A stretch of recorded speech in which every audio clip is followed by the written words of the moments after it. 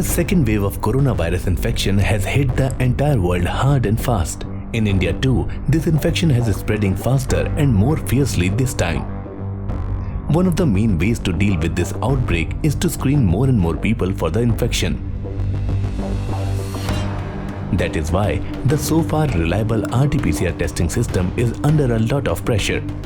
The need of the hour is faster results of the tests being carried out.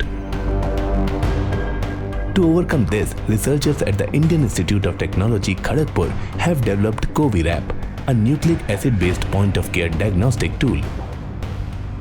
Developed during the COVID pandemic, this device can detect many pathogens, including the novel coronavirus, in just 45 minutes.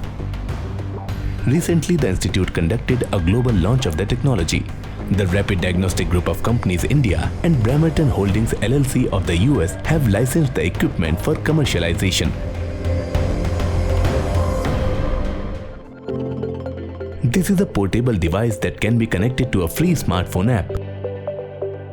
A sample taken from the patient's nose or saliva is purified in the first stage by placing it on heat.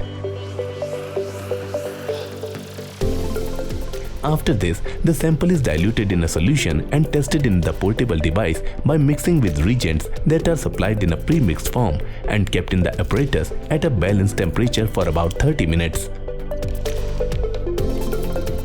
After that, laboratory level results are obtained through the mobile app without human intervention. There is no need to extract RNA separately in this process. The advantage of this tool is that samples can be taken and clinical testing done by unskilled personnel outside controlled laboratories. The COVIRAP is a major healthcare product that can help in the control of the current pandemic as well as help in further screening of other pathogens. IIT Kharagpur has applied for patents for this isothermal nucleic acid-based diagnostic screening technology in several countries, including India and USA.